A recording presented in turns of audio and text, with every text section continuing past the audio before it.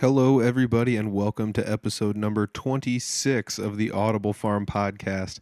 I'm your host. My name is Peter Stockdale. This week I'm sitting down with Chris Schlichting. He's a comedian.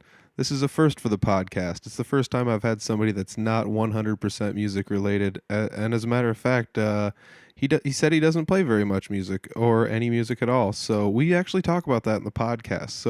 So enjoy the podcast as much as I did. We went through a lot of topics, including his first show, what he has for inspiration as far as comedian-wise and joke-wise, and how he tries to set up jokes, because this is all just kind of a new thing for me. It's the first time in over 25 episodes that I got to sit down with somebody that doesn't just play music. So it's kind of nice and it's kind of cool because I got to see him live about a month ago, and I asked him if he'd do a podcast, and he said, yeah, if we're ever in the same area, it would be great. And then lo and behold, he does a show in my hometown. So I set up a mini studio and he stopped by, and it was awesome. I had a great time. I chuckled a bunch. We talked about all these different things that he did in the show that was different than the first show when I saw him, including how he got to spend a little bit more time on stage because he was the headliner.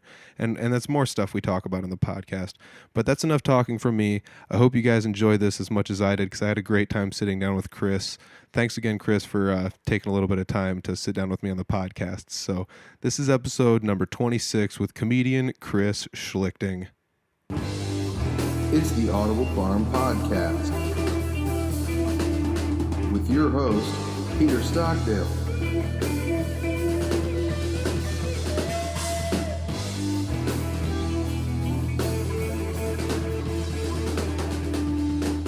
So sitting down today with Chris Schlichting. Beautiful. And you're a comedian. You're a guy that make other people chuckle. Yes, I am a comedian. However, I always feel kind of weird saying that, Peter, because I'm a teacher too. Yeah. I do have a day job. I'm a high school teacher. So when I tell people I'm a comedian, I almost feel like kind of guilty because I'm not just a comedian. Yeah. I'm a teacher. But I like to look at it as sort of a Superman. Like my comedy is Superman, and my Clark Kent disguise is I teach. Oh, I love that. Yeah. So you don't want to feel like the cliche of the waitress that's just like, I'm an actress, like Yeah. Okay. I've always kind of resented being a teacher because I know a lot of people, all they do is comedy, and they travel the road and they just grind it out. But I have a job. I'm a teacher, and I used to always look at that as a burden. But I met a comedian a couple years ago. He was jealous of me for having a full-time job because comedy isn't always very stable. So the teaching is a pretty sweet gig. Plus, I still have an audience, and they have to laugh because I grade them. So win-win. So you get to just test stuff out on a really bad writing team of high school kids where it's all like Twilight jokes and Fortnite, and Twilight's kind of an old reference, but you know what I mean? So you and I had actually, like, originally, I guess you could say we met, but I had met you. I saw you do comedy, and you opened up for Ivan Decker. And Ivan Decker's on Netflix. He's on one of the specials they have called Comedians Around the World. Mm-hmm. I think is that what it is? It's Comedians. Yeah, I believe so. Yeah, let me double check it real quick. Yeah, it's Comedians of the World, and he's in the Canada section. But yeah, he came down to the Funny Bone in Des Moines, and you were one of the comedians that opened up for him. So I was like a pleasant surprise, hopefully. Yeah. Oh, dude, I enjoyed it so much. I don't know how many of like your bits you want to burn on a podcast, but like, can I just do my whole set? Yeah, I'm 37. Only exclusively here. But yeah, like your website was like obviously like a funny tagline that we it's how do you forget that? Yeah. That's brilliant. And I think that's part of my website is, my original website is Schlick Comedy. My last name's Schlichting. So if you put in Schlick Comedy, I've been called Schlick my whole life, schlickcomedy.com. And then I developed this joke about squirrels. And oh my Lord, what is that? That's my dog. Okay. That's totally cool. What's the dog's name? Lady. Hi, Lady. How's it going? We have a visitor on the podcast. How you doing, Lady? Hello, Lady. Damn it, Lady. What was I saying? We were talking about your website. Yeah. So I had this joke about. It's really lame. But it was all an attempt to sell merchandise about dressing up squirrels. Kind of a spin-off company from Build-A-Bear, which is a popular for anyone that has parents. I mean, anyone that has kids. Build-A-Bear is probably pretty popular. They know it, but Catch and Dress a Squirrel, basically essentially dressing up squirrels. I thought it was funny. And then I just went ahead and bought a second domain for my Schlick comedy, which is catchanddressasquirrel.com. And my whole hope was to create kind of merchandise. Yeah. So if you're walking down the street and you see a squirrel shirt, a squirrel in like a pirate outfit, which is my shirt, and you see www.catchanddressasquirrel.com, you're going to go to it out of curiosity. Absolutely. And then I gotcha. Yeah. and it's awesome because it redirects directly to your I know. And it's brilliant. And I mean, you handed out a sticker when I saw you the first time, and as soon as the show's over, it's just like catchanddressasquirrel.com. Instantly, I know like there's a large percentage of people on their phones walking out of the show. So then, because I don't think people believe me half the time, and then they see me at the end of the show, and I'm selling shirts, and it's such an obnoxious website to Catch and Dress a Squirrel. It's like got 27 letters, and it's just not user friendly, but that's kind of part of the humor in it. Yeah, it's brilliant. I mean, like I bought one of your stickers. I bought a shirt. I bought in wholeheartedly because it's you got me, man. Yeah, I mean, and that's another thing I wanted to, because you mentioned Ivan, and he's a headliner, and I do mostly feature stuff. I want to get to that headliner level, which is going to mean that I need to get a TV credit. I need to get Netflix or something, and we could talk about that later. But as a feature, you make less money, and so the merchandise, I always promise myself I don't want to be like a carny, like hacking merch and stuff. Yeah. But no offense to carnies. Do you have a big carny? No, I don't know. But I didn't want to be that guy that's just hawking merch, but at the same time, it comes in handy. So I just wanted to find some sort of gimmick that applied to both girls and guys. Squirrels are just kind of universal, I guess. Yeah. And everyone has a squirrel story. Now, the one downside of this, Peter, is it's just a joke, man, but everyone feels the need to send me squirrel like videos, pictures of squirrels in their backyard. And it's fine. I always like, but I'm actually telling the truth, kind of indifferent to them. I mean, you know what I mean? Yeah. But Jim Gaffigan, one of my favorite comedians, who's big name, has a funny bit about how he wrote a joke about donuts, and every time he goes to a gig, there'll be a baker's dozen of donuts in his green room, and it just makes him regret that he didn't write a joke about like naked girls or like money, So, oh man, like I guess if you want to go to, if anybody wants to go to the website, it's catchanddressasquirrel.com. It's real. It's certified. It's actually 100% real. So I pay $11 a year for that bad boy. Totally worth it. Yeah. So I originally saw you once before in Des Moines, and I was like, man, I got to do a podcast with you. So I reached out and was like, hey, if you're ever like anywhere, I live in a small town in northern Iowa, but I'm willing to drive, to like meet up with you if you're doing a show somewhere nearby. Let's do a podcast. And you're like, all right, sounds good. Where do you live? And I was like, well, I live in Humboldt.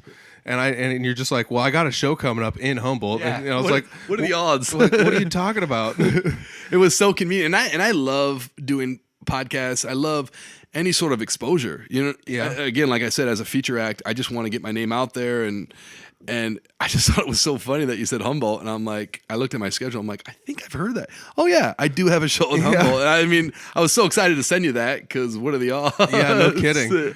I kind of wanted you to be like, email back or Facebook back and be like, anything closer? Do you have anything closer? Oh my gosh.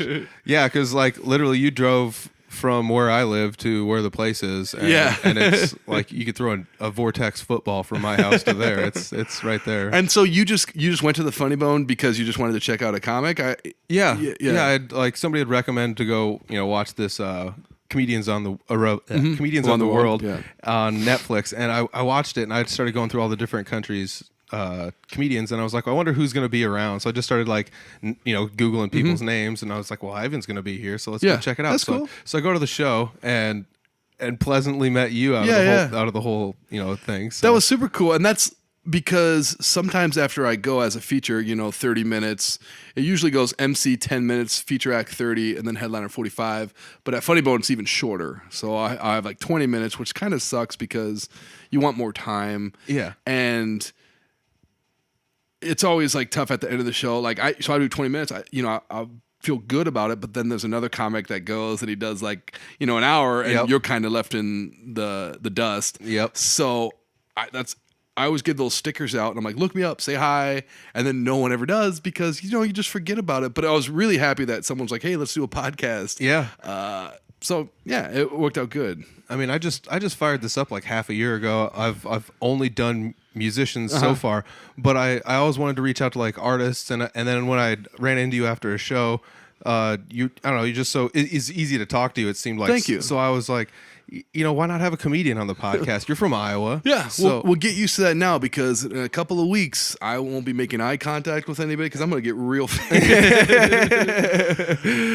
it's funny you mentioned, and I know you play music and stuff, and I know this is kind of a music podcast, but I'm always envious of people that play music. I didn't have the patience. Yeah. So my way of getting attention was jokes, and the one good thing about doing comedy is I have to settle up the bill, the check, just one way. I don't have to split it with, my 8 other bandmates. Exactly. Which I can imagine is, you're doing these road gigs, maybe making $100. You got 5 people in the band. Jeez. Yeah, exactly. I mean, the grind, I can't even imagine it. yeah. So. I mean, it's pretty much just a hobby that's gone awry for most of us. There have been a handful full of people that I have podcast with that actually pay all their bills with music, and kudos to them. Yeah, definitely. I respect that. I mean, that's got to be a tough grind for those guys. And I mean, that's where it comes back to you kind of having the teacher thing to fall back on. It's kind of nice. Yeah. And I mean, for me, it started off as a hobby, and I don't want to be cliche, but I was kind of goofy. I loved to be the center of attention. I wasn't really a troublemaker. I don't even say I was a class clown, but I did like to be the center of attention. And when I was in high school, I took a speech class, which is ironically what I teach, and I just loved having an audience. And I always had a speech impediment. I couldn't say my R's. It sounded like I was from New York, and so it was a self-conscious thing. And what I try to do, I'm better now, but hopefully I went to speech therapy forever. But to compensate for that speech impediment, I would use humor. And so when I was in speech class, I would try to make people laugh, and I fell in love with that. I wasn't sure what comedy even was at that point. And then my senior year, I went to a small Catholic school in Davenport, and I ran for class president because I got to do a speech. Yeah. And it was a really funny speech. I showed baby pictures, and I'm like, born to lead, all this dumb stuff. And I ended up getting it, and which sucked because I actually had to do stuff. We had like an awful food drive. I think we raised 9 cans. I was a bad president. Oh, geez. Class president, yeah. I think I was the only high school president where they actively tried to impeach. There was a petition going around. But I didn't care because graduation, I got to give the speech for graduation. That was kind of my Madison Square Garden. Oh, and I was in love with it, you know? So that was kind of how I got hooked. But again, I wasn't really sure what comedy even was. I went to college. I no longer played football. That was always kind of my way to get attention. And then when I got to college, I was like, what can I do now? And then I kind of discovered comedy. There was a local, Cedar Rapids had a Penguins Comedy Club. All right. And I went there on an amateur night. I wrote 5 minutes on my ex. I just broke up with my ex-girlfriend, so it was a lot of mean jokes. Oh yeah. And I think I brought everybody I knew, and I ended up winning that contest, and I was kind of hooked from there. So I've been doing it ever since. And was there one comedian you saw in particular that made you be like, I want to try doing this? Yeah, and I guess I'm kind of ashamed of this because he doesn't really have the best reputation, but when Comedy Central would air specials, it was 2 comics that I really fell in love with. It was Dane Cook, high energy, kind of right time frame for me, and Mitch Hedberg. Yeah. So 2 different styles. Mitch Hedberg, very deadpan, one-liners. Think Stephen Wright. Yeah. And then Dane Cook, high energy, maybe not even punchlines. But those were the 2 comics I watched. I was like, that's incredible. I'm glad you mentioned Stephen Wright and Mitch Hedberg in the same sentence because I try to do that as much as possible because their styles are so close to each other. A lot of people forget who Stephen Wright is, at least from my era. Mm-hmm. But you're right on pace with the Dane Cook. When I was going through high school, I was probably junior, senior, maybe even sophomore in high school. And Dane Cook had the website. He's cranking out a website. He's on MySpace. And he's just got specials. You could buy it in Casey's, gas stations and stuff. And dude was funny. And he just blew up super fast, maybe even too fast. But I mean, he was selling out arenas. Yeah. I think he fell onto some bad luck. I think his brother or brother-in-law was embezzling him, taking money as manager. And, he got accused of stealing jokes, which is a big no-no in the industry, by Louis C.K., who has his own problems right now, if you don't know. But now Dane Cook is trying to make a comeback. But those were the two guys. Mitch Hedberg, who I love, who unfortunately, got caught up in the lifestyle, I guess, being on the road and being addicted to a lot of different things. Exactly. So that's too bad. And so it was Hedberg and Dane Cook were the two guys. And then I just kind of branched out from there and went back. I'm a huge Steve Martin fan, going back and looking at some of his stuff. One of the best books I ever read was a book called Born Standing Up, where Steve Martin kind of chronologically talking about how he got so famous and big. And I love that book. That's kind of like my Bible as a comic. So I listen to it, books on tape. I'll listen to that all the time on the road just to kind of get motivated again. But Steve Martin definitely is one of my inspirations. Oh, that's really cool. Mm-hmm. What was we talked a little bit about like going to your first show was kind of like, you just kind of like ripping on your girlfriend pretty much, I guess. But but how did it progress into what it is now though? How do you go from there to like, what's like your second step in this? I think initially what I did the first time, what I did is I invited like all of my friends. I surrounded myself with people that care about me. So I must have had like 40 or 50 people. Just my whole dorm floor was there. And it went really well. And I still have that someplace on tape, and it's cringeworthy to watch, of course, like every set. But so I did that, and I ended up winning this contest, this amateur contest, and I won like a $25 gift certificate to Applebee's. Not trying to brag. Okay. And so I was hooked. And then so they invited me back the next week to do a guest set, which is basically, you have the MC, and then a guest set comes in, does like 5 minutes. So I was like, holy cow, I'm on like a show. Yep. I've only been doing comedy I've done it once, and they invited me back.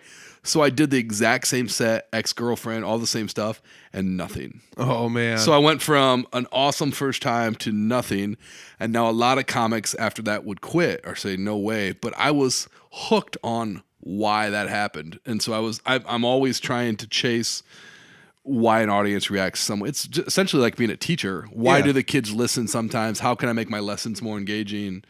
But yeah, I was hooked, and ever since then I've been doing it. Now, when I initially started, it was kind of a hobby. I didn't think anything could happen with it. So it was about like meeting girls and like, partying and getting drunk and being stupid.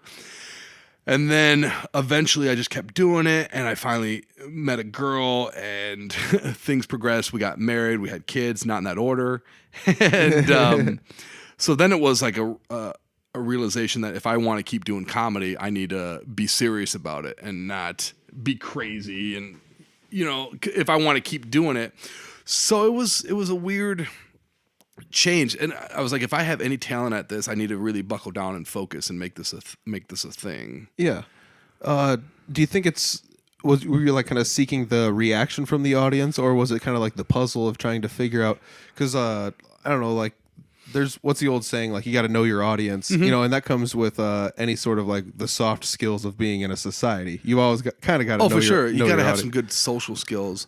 But you talk about music. I love going to live performances of music if it's not too big. Sometimes I get a little, like the big concerts, I'm not in that, but like we have a cool small venues back in the Quad Cities, and I would love to go home, and I'm so inspired about how they get audience reactions, and I sort of want that. I always want to try to somehow make my show and like a music experience or a rock and roll experience, because that's my thing. Is my background in college, I shifted into like theater and communications, and I'm not saying I'm a good actor by any means, but there is a character.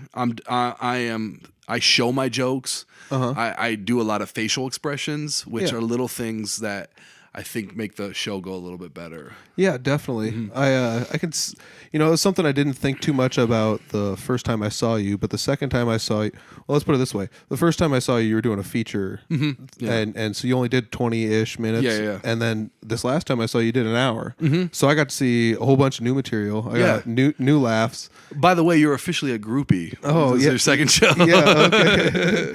Yeah, I mean... And I have, a lot of material. That's what I hate about featuring. When I first started, it was like, can you do 5 minutes? And now I'm at the point where I'm like, oh, only 20, only 30. Yeah. Even tonight, I thought the show was going really well, and I was telling myself during the show, I'm like, you need to go faster because it's gonna be long if you just kind of soak it in every time they laugh or don't talk to these people. But that was like, it's a cool feeling to have. Yeah. It was also kind of, you have small town show, so you get that small town atmosphere, you know, you like addressing the people. Like, we don't get a whole lot of comedy acts coming through Humboldt. As a matter of fact, I don't know if we ever I mean, it's not that we haven't had. Think I'll get a statue? Yeah, you'll get one just right. They'll put it right next to Frank Gotch. Also, me with a squirrel on my shoulder. Yeah. But yeah, I mean, you stacked a lot of jokes in there pretty deep, and it's just crazy to think that like you could just keep going with them, you know? Yeah. Like, how do you end up amassing that much material? How do you like put it all together? How do you know how to like sequence it? Do you ever just like on the fly, just like, all right, I'm going to shift gears and do this? Sometimes. Man, that's I wish I had an exact answer for you.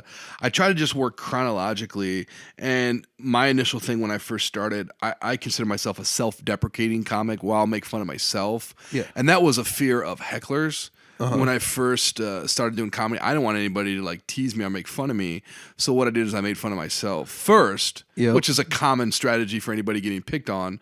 But I was going to tease myself first. So if you heckled me, you're being a bigger jerk because I'm already doing that. Yep. And so what I did is like all of my jokes you heard are based in truth to some capacity.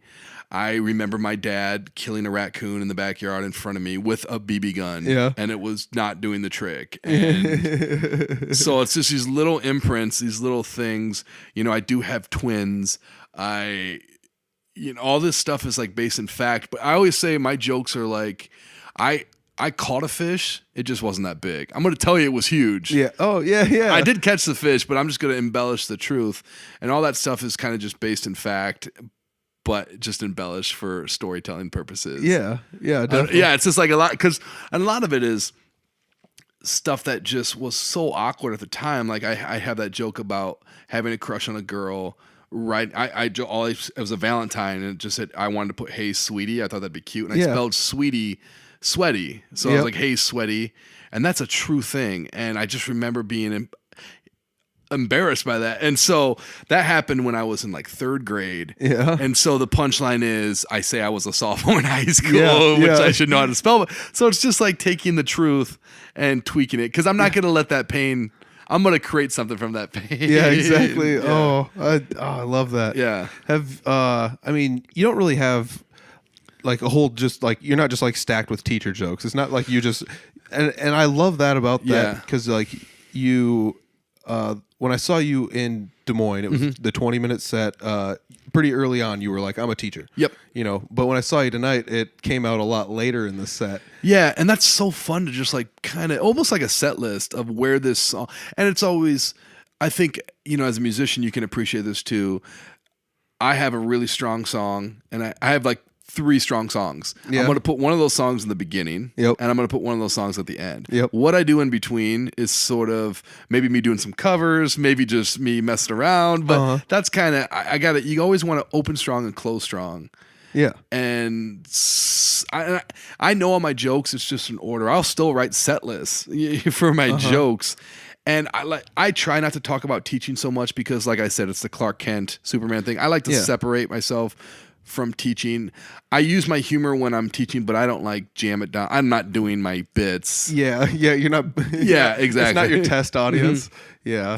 But one thing about being a teacher too, and just in my experience, I find that if I work cleaner, I get more work. Yeah. And it's just, also, I'm not like I'm not a dirty person, period. Don't let the mustache fool you. This is for an upcoming role that hasn't been written yet. But I don't consider myself a dirty comic. So, and plus, I have high school kids, man, and these high school kids are going to go online and they're going to find your clips. So if you've ever done anything naughty or bad, they're going to find it and let you know about it. Yep. So all my stuff's out there is pretty clean, and I'm proud of it. Yeah. You know, so. And that was another thing I was thinking like the whole night, like, as far as profanity, like, I don't know, it's just like the normal profanity words. And then it was good enough for like anybody. Like I mean, everybody other than like I guess a small child to be in there and enjoy it. Like your mom would probably come in and laugh at it. Yeah. And that means a lot to me because I do take pride in my clean style. And I did throw a couple swear words in, but I always use them as shock, like oh my God, you were cute the entire show. Yep. And lovable. And then you just drop an F-bomb or an S-bomb. And it's just like,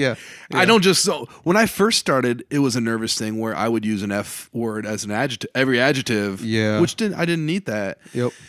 And I like to pride myself that I've done charities for churches, I've done after proms, so I can do it. It's a challenge, but it's a rewarding one. Yeah. I try to write clean. I mean, I'll get a little taboo.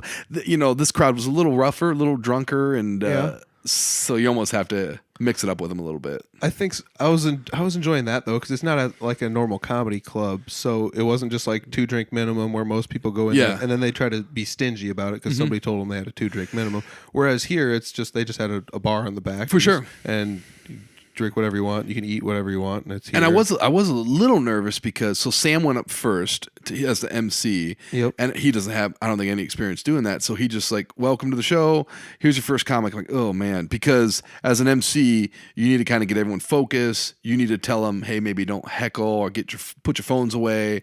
So he just introduces the first comic. I'm like, So by the time he goes and Matthew goes, it's an hour maybe, and everyone's drinking, everyone's getting drunker. And by the time, I mean, you were right there, right to my stage left, where I even stopped at one point. I'm like, these guys are tagging, which is adding on. They were tagging every single joke. They were trying to guess punchlines, which, I mean, it's kind of annoying. It's kind of funny, but it's kind of annoying. But it's also, look, 6 people. There are like, we'll just say thousands of other people that want to enjoy the show, and that sometimes that happens. You get people that come to the show where they think they're funnier, and I get it. I mean, I had a hard time. I'd always have a hard time sitting and watching comedy because I'm like, I know what I'm doing. Oh, I can just imagine that. Oh, like let me ask you this: like, have you ever like sat down with some of your comedy comrades, whoever they may be, but like, you sit down, you watch their set, and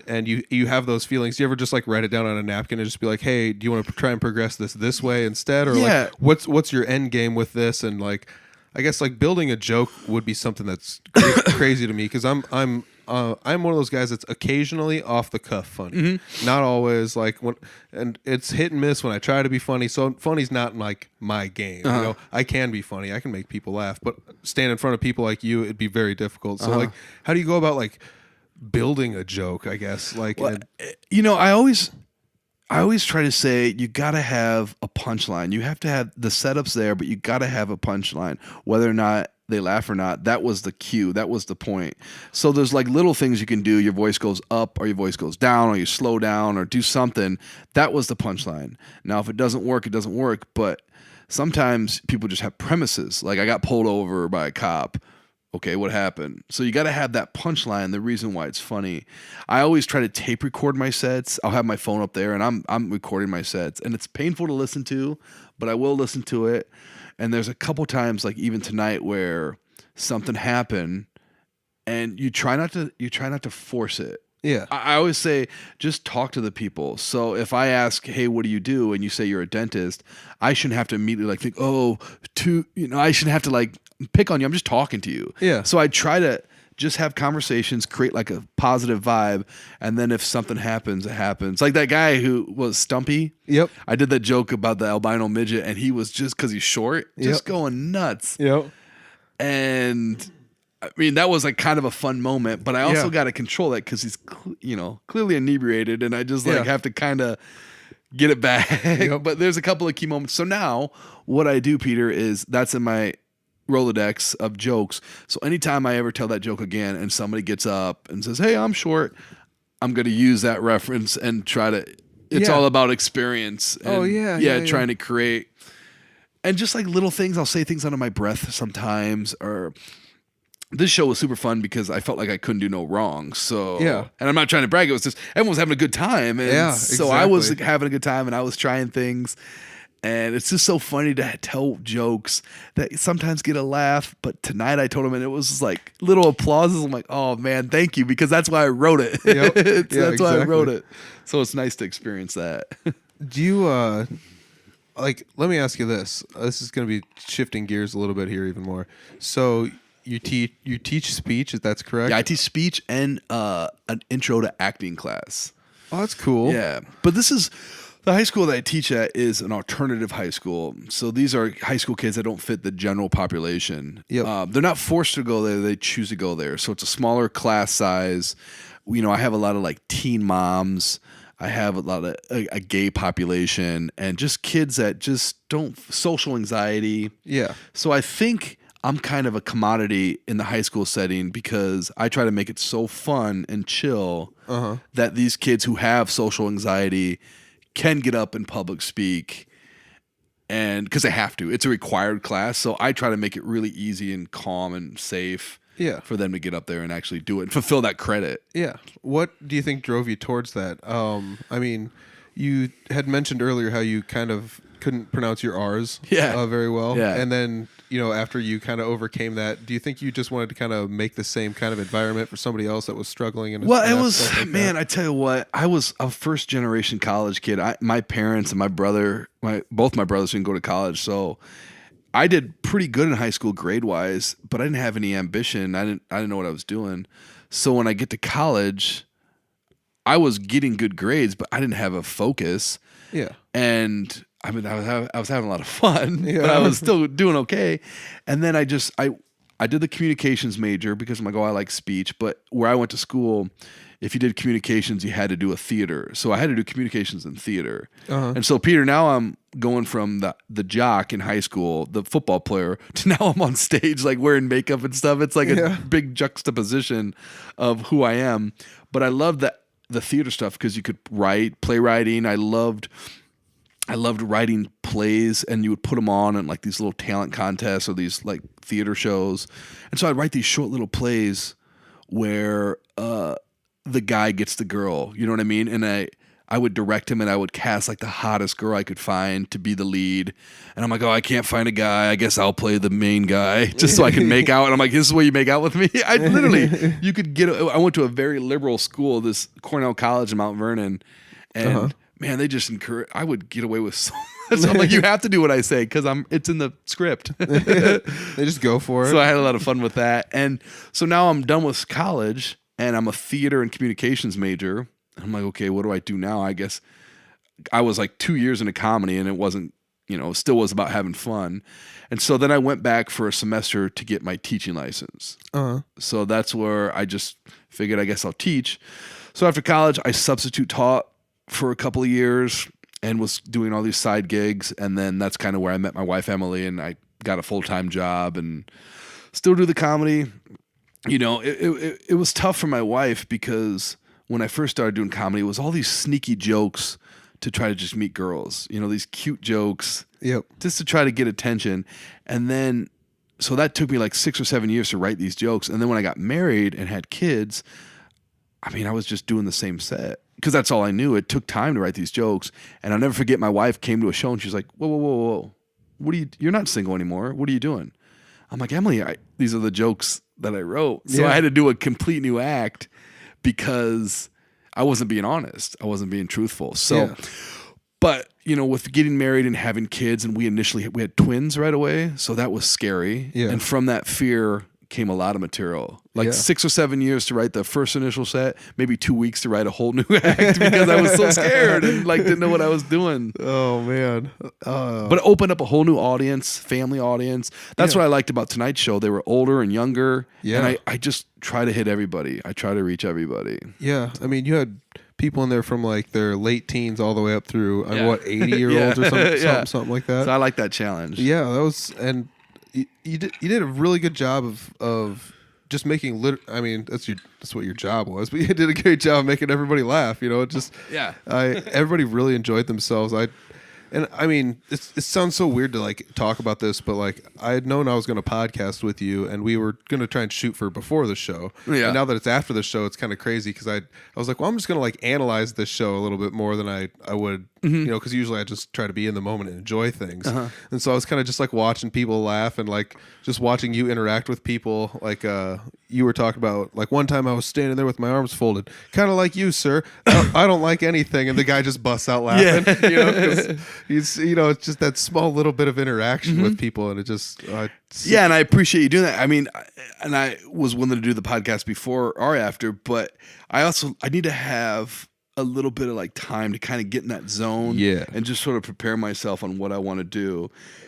And I definitely could have done it. It's just, and the weather, it was really hard driving up here. But I mean, now I have so much adrenaline. Like I told you, I won't be able to sleep. So let's do this. If you're cool with it, let's do this podcast. Yeah. So ladies asleep though. Yeah, ladies down here asleep at Chris's feet. Chris Schlichting is who I'm sitting down with today. Hey, you're talking about how you played football, and what's this I see every now and then online with a football jersey in a frame? Like we got. Oh my God, I love it. Oh my God, one thing about living in Iowa, man, you gotta, because Iowa's not a hotbed for comedy, as we talked about earlier. So social media, it's all about social media. Yep. Use social media, and I just have these running jokes where. Okay, so I played football in high school, and I was pretty good. I worked my butt off, and I was number 56 for the Assumption Knights, and we have a Buffalo Wild Wings in our neighborhood. And what I think they did, I think they just went around every high school, and they were like, "Hey, we're trying to be like a community restaurant. Can we get a jersey and we'll hang it up for all the high schools?" It has I don't think it's in no way a tribute to any player. I feel like I'm giving away, I feel like I'm pulling back the curtain so you can see the but so I was in there one time a couple years ago, and just to see 56 Assumption Knights framed, I'm like, it's about damn time I get some respect.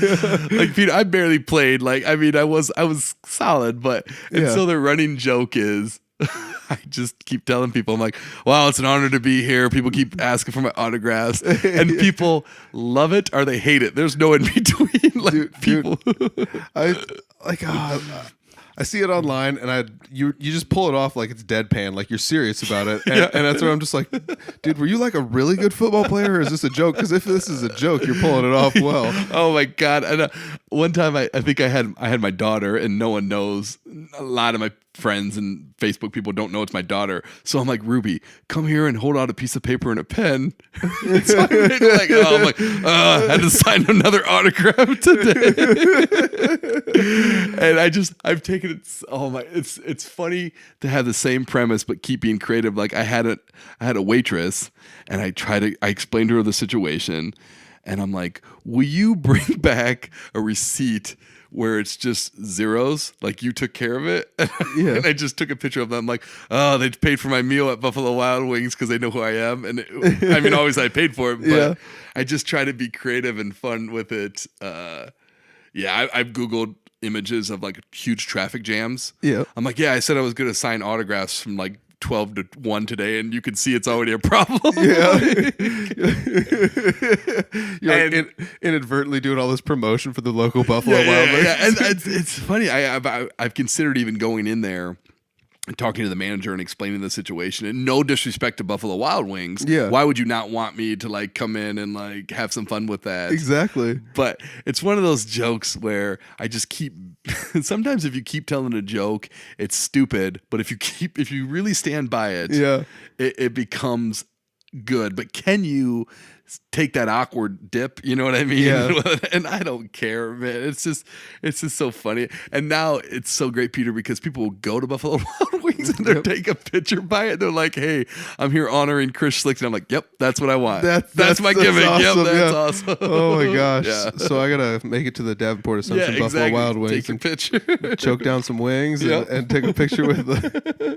You better be there. I will. I might be signing autographs there. Oh man, that was something when I first started checking you out online. I was just like, what's this about this football? So I had to ask. I forgot about it until now, and you had mentioned you played football, and I was like, oh yeah. Nothing I do on Facebook is serious. Facebook is my platform to kind of reach a larger audience. So anything I post on there, don't take it serious. And it's like, it's weird.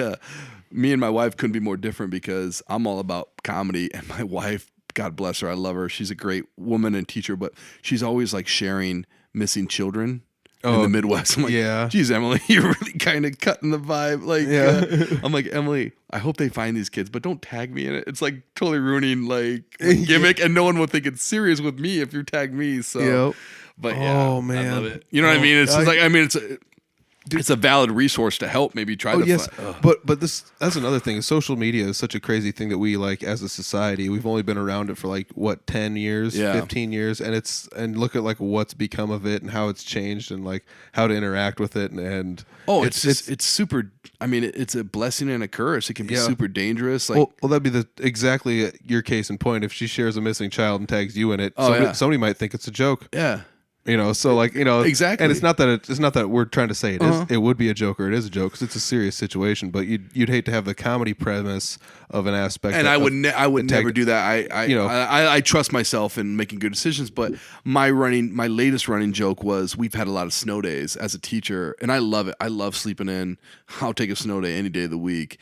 But what we started doing is we'd go live, Facebook Live, and I would pretend to be a news person, and we called it Schlick News, and my wife would film me, and I would feel, and I have no weather experience ever, but I would claim that I would, and I would just do the news, and I had this running joke, Schlick News, just like the jersey. And it was one day it was really icy out, but we still had to go to school. So I took a picture of myself in my car and I flipped the image so it was upside down. So I'm like, yeah, really great day to come to school. I'm upside down in a ditch, as a joke. But I put it out there and people were like, oh my God. I'm like, oh shit, this is, you know what I mean?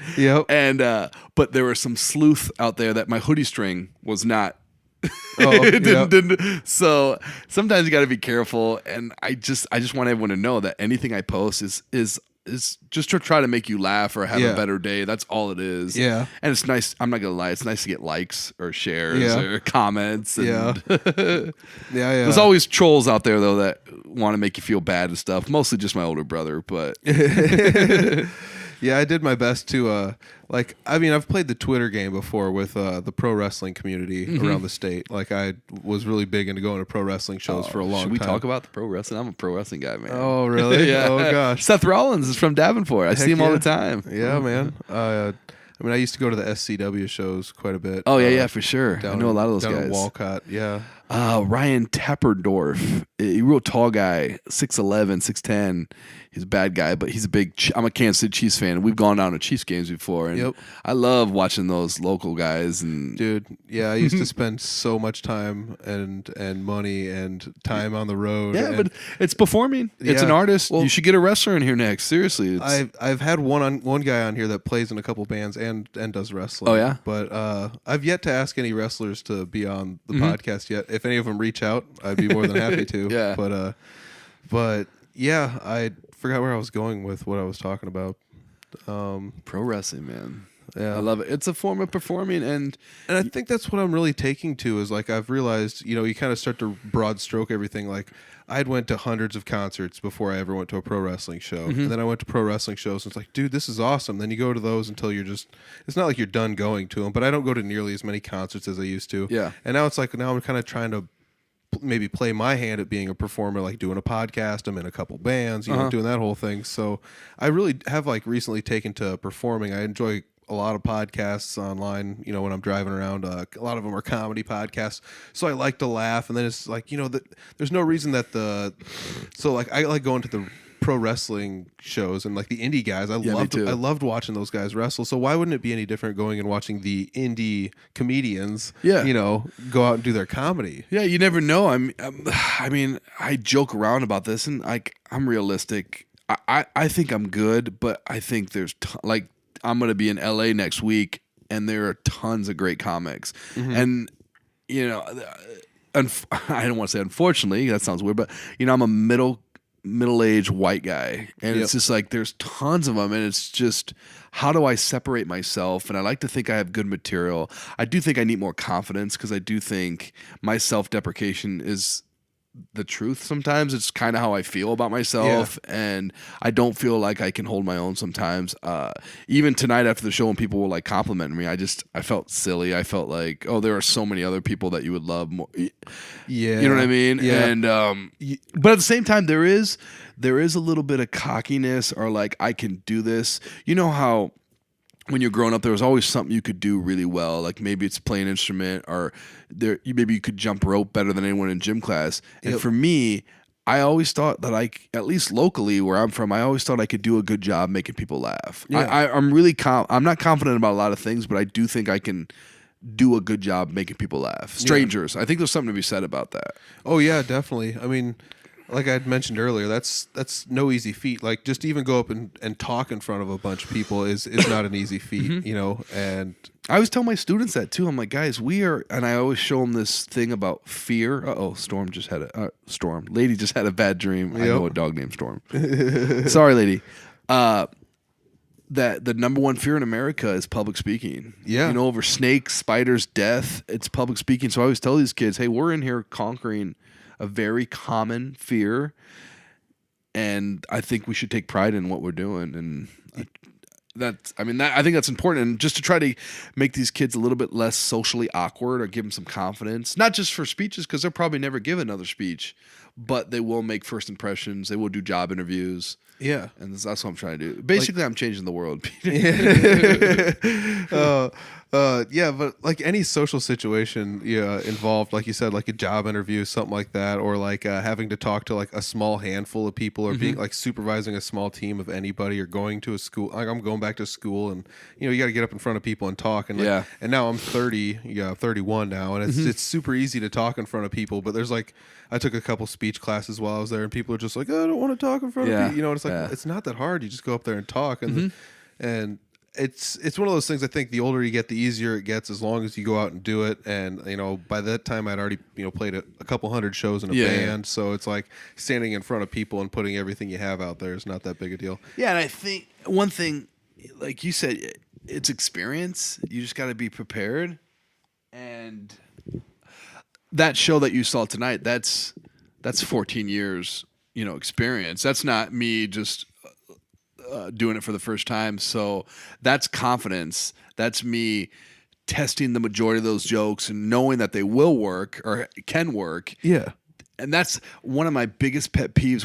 We had a comedy club in Davenport where I was from, and I used to hang out there and, just kind of pander to all the comics and stuff and just learn from them. And I used to ask for advice because I was so hungry. I wanted to be famous right away or do comedy full time. And I would ask these comics, I'm like, what advice do you have? This is like a month into the game. Yep. And they'd be like, just be patient. And I was like, I hated that advice, but now it makes total sense. Yeah. Because you just learn from mistakes and jokes that you're like, why did I ever tell that? And yeah, exactly. Yeah, it's that part of that 10,000 hours to become a master at anything. You just got to go out there and you got to do it. You got to be in front of people and stuff like that. What do you like? Did you spend most of your time in the like Quad Cities area through like Cedar Rapids, going into Illinois at all, or like? Yeah, well, there was so I had kind of a nice setup. So where I live is Davenport. It's East Iowa, the Quad City area. And where I went to school was in Mount Vernon, Iowa, which was right by Cedar Rapids. So I had two comedy clubs, the same franchise, Penguins in Cedar Rapids, Penguins in Davenport. Yep. So basically during the school year, when I was up in college, I would go to Penguins, and then when I'd come home, I'd go to Penguins. Yep. You would just surround yourself in comedy. But I would say probably about 12 years ago, Penguins, where I'm from, I'm out of college, obviously, but Penguins in Davenport is now gone. It just went under. And so I was kind of in a rough spot in terms of like, where do I do now? But luckily I was far along in the process that I was a pretty established comic, but still, I think there's something to be said about just hanging out in comedy clubs, the atmosphere, just like you probably want to surround yourself with musicians and just stay motivated. Yep. And that's why I'm really excited to go to, LA tomorrow, this next week, and just kind of rub shoulders with some of these really talented comedians that are, even though they've been on Comedy Central or Netflix, they're still grinding. They're still like struggling like Dane Cook is still like doing showcases out there, even though he's sold out Madison Square Garden and stuff like that. And it's very inspiring, but it's also scary. Yeah. Because eventually I'll leave. Because I would never want to raise a family in LA. It's actually quite dirty and grimy and just like, ugh. Yeah, I mean, that's the one thing like kind of weird is like you compare it to like a small town, you know, and like small towns are just pretty straightforward, cut and dry, lots of just you know, nice roads, everything's clean, there's no garbage all over the place. And it's not like, you know, LA, New York, Chicago, you know, Dallas. It's not like they're just full of garbage, but it's But you know, comedy's comedy. It's like people might give me crap for like, oh, you're in Humboldt, congratulations. But I tell you what, man, I would do these small towns because they make you feel like you're a rock star, and I just love that. I always wanted to put together like a 50 small town Iowa, 50 small towns in Iowa in like 60 days or something. Like, give me a little bit, you know, just hit every small town and just really. Because I think it's an untapped resource. Like you said, there's not a lot of comedy here, if ever. Yeah, so exactly. To come in here, I don't know, man. I don't know. It was a really cool feeling, and I got a lot of you're only as good as your last show, and I feel like tonight was a really good show, so I feel good. Now I will listen to the tape probably later on my phone or the recording. I'm like, oh man, I slurred my words there, or I didn't hit that joke because. I think you want to be a student of the game, and you always want to get better and stuff. And now I have that mentality. So, yeah, I totally get what you're saying about. I mean, there are definitely some parallels between like what you're doing and what I do. I mean, I'm obviously not pushing to be famous in any way playing music, but I am doing its due justice. So like I go down to Des Moines, I play a lot of shows. It's a big city. It's not always where like you get the biggest paydays, and it's not always where the most people show up sometimes, but it's where you like cut your teeth. And if you can make those people enjoy a show because they have so much music around and stuff, by the time we get to a small town and play a show, you're actually like well prepared to give everyone like a show that's justified of actually being there, you know? Yeah. And I think one thing that you just said there too, and I don't want any misconceptions.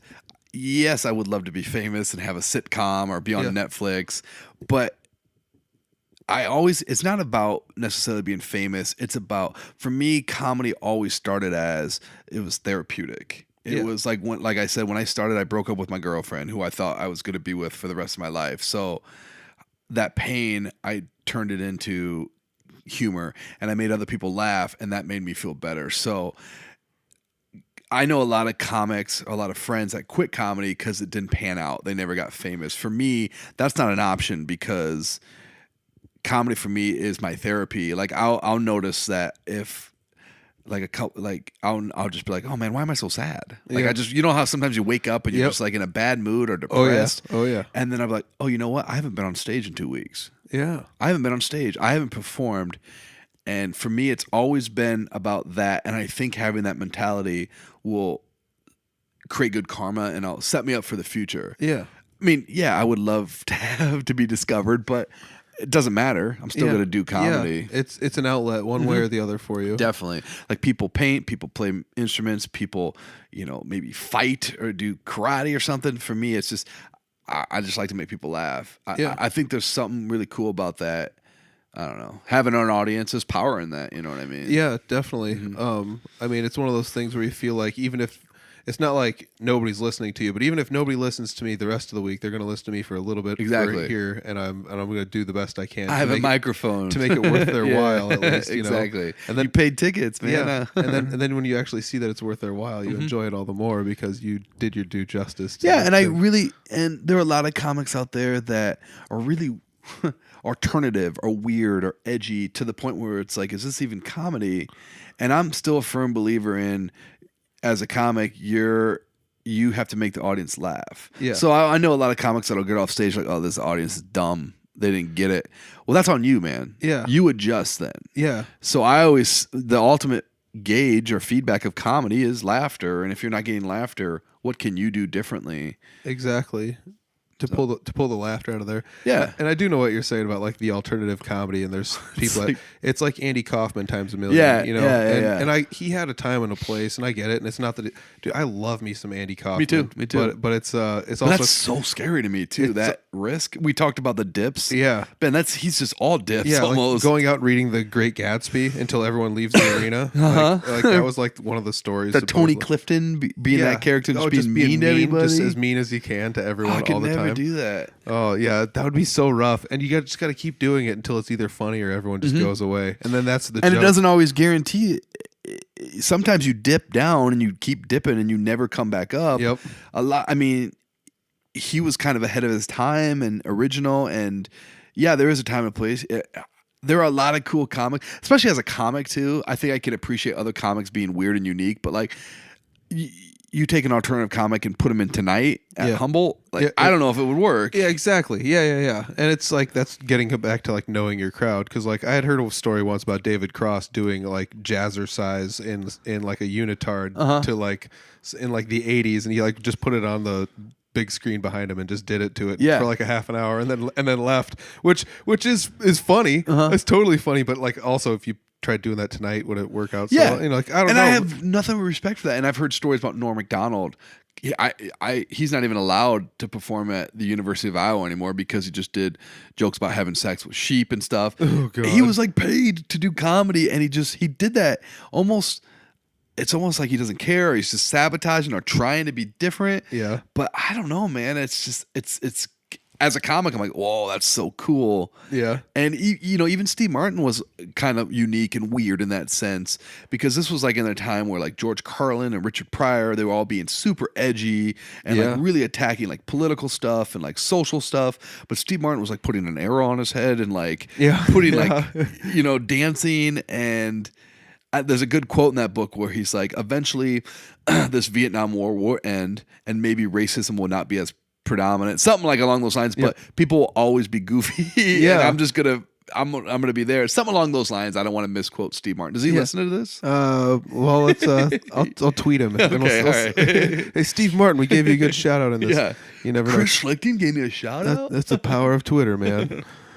Speaking of which, you got Twitter. I do. Yeah, what? It's at Schlick Comedy. Is that your Schlick Twitter? Comedy. SCHLICK Comedy. COMEDY. Schlick Comedy. And that's also your Instagram, is it not? That is I'm fairly new to Instagram, but I like it. Yeah, I wish I used Instagram more. Trying to. I think that's a very popular one. I still love me some Twitter though. Like, I like Twitter too. I wish Twitter wasn't as not popular now as it. Because it was blowing up like about 5 years ago. It was the place to be as far as I'm concerned. Twitter's a good like writing tool, but I tell you what, like we talked about getting those likes. There's a couple times where I put stuff out there and I'm like, oh, it's been 30 minutes and I haven't got a like yet. Sometimes I'll like my own tweet just to get the ball rolling, because some people maybe are afraid to like it. Oh yeah, that's why you gotta have alternate accounts, man. Get some burners, some burner accounts. Well, you gotta have one for the band and then one for the podcast and one for the personal. And I'll create some squirrel ones or something. There you go. Yeah, just a bunch of squirrels on there. You also got a Facebook page. Let's give your Facebook page. It's at Schlick Team. Yeah, I should have done the Schlick Comedy, but like Schlichting, I just made it Schlick Team. So anybody that likes that, it's kind of like we're all in this together. Yeah. I always tell people, I'm like, if I make it, you make it. So well, and it's like little things too. And like, barely knowing you, I was able to reach out to you and like you will give me advice about the weather and like haunted places, which we didn't get into, but I appreciate that. So you are an official member of the Schlick Team. So there you go. I can, if you go on Facebook and you search for Schlick Team, it's you got this awesome picture of the squirrel wearing a badass suit. Oh, so super dapper. I mean, he looks real good. That's probably one of the squirrels from Catch and Dress a Squirrel. It may or may not be. That's Timmy. You want to talk about haunted houses? We can. That's kind of my thing. I'm really into haunted places. I've always been fascinated with like ghost and cryptozoology, which is like the study of like Bigfoot. And not necessarily in Bigfoot, but just species that haven't been discovered yet. Exactly. I'm into it, but as of recently, I've taken the approach that I'm a skeptic. Yeah. I've never had an experience that says otherwise. So I think being a skeptic kind of makes me more scientific and realistic about Yeah. different things, because I don't want to go into a place and be like, oh, this is haunted. Yep, for sure, I can feel it. Yep. But I respect the culture. I think it's interesting, and anytime I go anywhere, I always first thing I do is Google. Not even before the venue. I don't even Google where the venue is. I'm like, Humboldt. Let's haunted Humboldt. Yep. And I'll just look for random places that are possibly friendly for me to go. Like bridges, woods are good. Yep. And I just like to go and take pictures and just say, hey, this is another, it's another thing. It's another running, not joke, because I do take it kind of seriously, but another running gimmick. Yep. Like my jersey and the weather reports, but I like to find haunted places. You know, the weather was so bad today that I didn't really have a chance to explore, and I got to leave early tomorrow, but Humboldt's got some, I was actually surprised about how many different things it's got. You think you said you had a buddy that is kind of into that? Yeah, a friend of mine. Kyle Johnston is his name. I used to work with him, and we became pretty good friends. And he actually just did a bunch of ghost hunting. Like he went to, I can't remember any of the names of the places. There's one in Louisville that used to be a sanitarium. Okay, yeah, those are always classic. And it was wild looking. If anybody's got Google, he can Google it. I mean, I got the internet. I could Google it, but it's also I'm doing other stuff. And And I've been to, like, asylums are always crazy. The big one, the Villisca Axe Murder House. I was in Villisca, Iowa, and early 1900s, a family was murdered by an axe, and it was like 8 people, like 6 kids. Yeah. And I went to that house and actually got a chance to walk around, and nothing happened, but nevertheless, 8 people were murdered in this house, and it's unsolved. It's and pretty wild. It's a heavy feeling. Yeah. And asylums, like you mentioned, it's so depressing. It's almost heavy. You can almost feel that energy. Yeah. And that's one of those things I think makes you wonder if the energy is within you or if it's coming from the outside or just the association. Or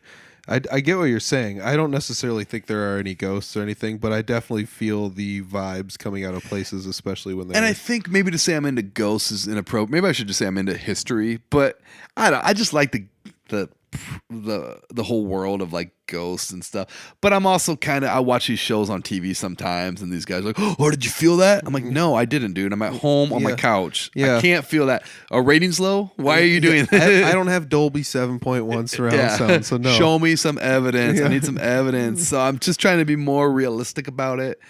And we've gone to some cool places. Me and my wife and the family, we were in Tombstone, Arizona, which is the old West, Wyatt Earp. And there's a couple haunted places there. And we went, and you're with a group of people, and you're trying to be professional. And people are just being so stupid. And it's just frustrating. I'm amazed about how mad I was at like Carol, who just thought she was seeing ghosts every minute. I'm like, Carol, shut up. I don't know who you are, but you're ruining this. But yeah, I'm into it. I think it's kind of interesting. Yeah. You got that LA trip coming up, and any other shows coming up after that? I will be in Lincoln, Nebraska, March 23rd and 24th, whatever that weekend is, 22nd, 23rd. I'll pull up your website. Okay, it's at a place called the Comedy Loft. Yep, the 22nd and 23rd. 22nd and 23rd. That's Friday, Saturday. Yeah, so that's another kind of what you saw me at the Funny Bone. I'll be featuring. Oh, nice. And I don't know this headliner, but a lot of times when I go into these gigs, I don't know these guys, and I just hope, like, Ivan was a super cool guy. Oh, yeah. Learned a lot from him. Very smart, witty comic. So I always hope that the guy is really good, really nice, or really, really bad, so I can steal the show. So you hope it's just anybody that's a warm body. Yeah. I don't care, whatever. Throw them out there.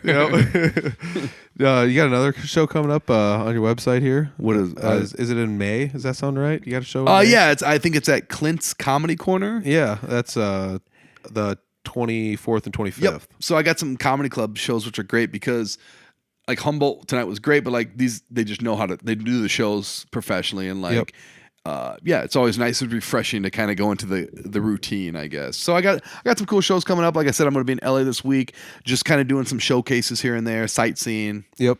Trying to look for celebrities. Oh, that's pretty cool, man. So, do you have like a YouTube page or anywhere with some? I do. Videos? It's Schlick Comedy. You can go to my YouTube page, Schlick Comedy, and I think I have a lot of funny videos on there because, like I said earlier, I'm just trying to exploit social media, and I just talk about crappy quality of camera work, but the premise is there. Yeah. And I've had a lot of good. I use my kids a lot in a lot of the videos, but Yeah, I recommend highly going to Schlick Comedy on YouTube and seeing some of my stupid videos. I was really big into Vine. Remember Vine when that came out? Oh yeah. Oh, I Dude, loved Vine. Vine was the best. the best. It's like was it 10 seconds was the limit? Even short. I think it was like 8 seconds. Yeah, it was short. Like it fit well for everybody's attention span. I'll watch an 8-second video. Oh, for sure. And I loved it. And I used to challenge myself to make a Vine a week. And I loved it because my wife, God bless her, she'd film me for like YouTube videos and stuff, but I only got one take. Yep. That was her patience. And that sucks for me as a perfectionist, Yeah. where I'd want to do it again and do it again, but But with the Vine video, I could literally like selfie it, like hold it up and do it. Yep. I used to have so much fun. So I have a compilation, which I know is not as good as other compilations, but I got 3 Vine compilations because I used to do them. I used to churn them out. I had over 250 Vine videos, and I picked the best ones, so they're pretty good. That's awesome. I take pride in them. So you saved all? Did you I save did. all of them? Well, when it was going away, Yep. I'm like, crap. So I just I quickly did a best of and tried to take all the ones. And I tell you what, I love my students. So I was like, can we watch your Vines? Can we watch your Vines? I'm like, of course we can. Why would I not? Why would I deny this? Yes. All right, everybody go to schlickcomedy.com or on Schlick Comedy on YouTube. That's the first order on business when you come into my class. It's on the syllabus. You must subscribe. Yep. When I write my name on the board, it's at Mr. Schlichting, Schlick Comedy, at Mr. Schlick Comedy. So you got a handful of shows coming up. You're going to take that nice trip. Any big plans other than that? No, nothing really. I just keep grinding away. Always try to put yourself in the right place and do as many shows as you can, and always trying to write. That's the one thing you may not be able to control how many shows you get, but you can always control how much you write. Oh, I like that. Always, I like that. Yeah, just try to outwrite everybody, and so that's one thing I try to do. And Matthew, the feature I worked with, sometimes you open up a notebook and it's just blank pieces of paper, but you just like. He said, like, Stephen King once had a thing where you just bleed it out, just write, do something. And it's almost got to be a discipline. Yeah. You may not have a joke. Sometimes jokes pop in your head and you love them, but sometimes nothing, but you just got to force yourself to write. Yeah, I really like that. I remember seeing like the visual manifestation of that. I would say there was a special that there was on Jerry Seinfeld, and he was sitting down with all of the pieces of paper that he had written all of his jokes on over time, because he saved them all apparently, and they put them all in a street, and it was like covering a whole entire road and the sidewalks and everything, and like all the way around behind him and stuff, and he's just sitting there in the middle of the street, and he's just like, I wrote all these jokes, and it's like, holy cow, that's like a visual representation of your jokes, because jokes are audible for the most part, and like joke books are usually just burner jokes, like dad jokes, that's my my forte when in the joke world, but it's just kind of crazy to think about that, and like you just said, like you can't really control how many shows you get, but you can control how much you're writing, so you can always when the time comes you're ready. Yeah, and that's exactly what I try to do. I mean, that makes a total sense, because you could, in a music aspect, you can control how many songs you write, and then you can always pick the best ones and do your show with them. Yeah, because I think a lot of times people get caught up in promoting themselves more than actually doing the business end. I mean, the writing aspect of it. There are a lot of comics out there, they promote themselves very professionally, but I'm like, you've been doing this for a couple of weeks, a couple of months. You're promoting yourself like you're the next Steve Martin, and I'd always get jealous of that sometimes, seeing that. I'm like, whoa. But I think the cream always kind of rises to the top, and it shines through and stuff. So was that a Macho Man Randy Savage? Yeah. Reference? Oh yeah. The cream rises to the top, brother. Great promo. Oh God. You got any shout outs you want to give to anybody? How about a shout out to my wife, who probably won't listen to this, but I'll tell her to fast forward to this part. Yes. She's always been grateful. She's always supported me. I know. So her and my kids are all out in California right now, because I had to do this show, so I'm flying out tomorrow to meet up with them. So my wife is with 3 kids right now, all under the age of 12, 2 10-year-old boys and a 12-year-old girl. So she's doing it all, so I can do this. We've come a long way, because when we first got married and I was still doing gigs, she's like, whoa, you're still doing this hobby? Yeah. I'm like, yeah, honey. So it took us a long time to get to this point where now she's like, go make money. Yeah. We need money. Yep. Kids' tastes are expensive. Xboxes and Yeah, all this exactly. stuff. Well, many thanks to her for letting you stick around, Yes. because all of Humboldt, I'm sure, is very appreciative. Yes. Of I'd also like to thank my 2 girlfriends that I also. That was a joke, Emily. I love you. Oh man. So make sure you go check out, it would be schlickcomedy.com, or you can check out catchanddressasquirrel.com. You got the Facebook was Schlick Team. Otherwise it's at Schlick Comedy on Twitter and Instagram. You also had Schlick Comedy on YouTube as well, correct? Mm-hmm. All right. So those would be the places to check you out. You can also check out where you're going to be upcoming. It's probably do you put a lot of stuff on your Facebook page? Or Yeah, I try to keep it updated, mostly through that Schlick Team, the Facebook page. Yeah, that's like kind of my comedy page. And then you're more than welcome to follow me on the personal page, which is just at Chris Schlichting. I think it's actually at Schlick Comedy. Yeah. So you can find my actual personal page, which I still don't take very seriously. Yeah, it actually is at Schlick Comedy. Would be Personal page at Schlick Comedy, and then the fan page, which has got how many people? Like 1.5 million? Yeah, I think it's 1.6 now after this Humboldt show. So That's just, there's no point. It's just 16, I think. Actually, you do have a decent following on here. That's much more than the Audible Farm podcast does. So you're probably gonna pump them, tell you what, I'll them promote numbers over. this. I got stickers. Yes. Oh well. Do you have anything else you want to talk? Any crazy stories? Nothing else? Nope. I think I'm pretty good if you're good. Dude, I'm great. I love this. Look at Lady. She's been asleep the whole time. Just So loving it. It's a great crowd. Yeah. Well, thanks for joining me, man. And safe travels out to LA. Thank you. I appreciate you letting me be on the show. Absolutely. We'll see you. All right. Bye. Huge shout out to our guest this week, Chris Schlichting. Funny guy. I enjoyed my time with him, and I enjoyed the podcast I got to do with him. I got to see him live. He's tons of fun. If you want to see him live too, you can go to his Facebook page or his website. He's got events listed on both of those places. Otherwise, he's got an Instagram account. He's got clips on YouTube. I've got links to all of this down below. If you want to follow him on Twitter, his Twitter account's pretty funny. It's nice to have somebody make me smile halfway through the day. I love following people like that on my Twitter to, kind of break up the monotony of what Twitter usually is. So I appreciate that, and I appreciate all the comedians out there that make us laugh, just like Chris. So thank you, Chris, for doing us all a due service in our society and making everybody laugh, because we all need it so much. So I hope everybody enjoyed the podcast. It's the first time I had a comedian on, and I think it was a great success. So if anybody else wants to hop on the podcast, drop us a line somewhere. We've got links to all of our stuff on, in the description section. We've got Facebook, Twitter, Instagram, YouTube, you name it. So just drop us a line somewhere. And I appreciate everybody for listening. And next week we're going to be back with a great episode. So thank you very much, and we'll check you guys all next week. Peace.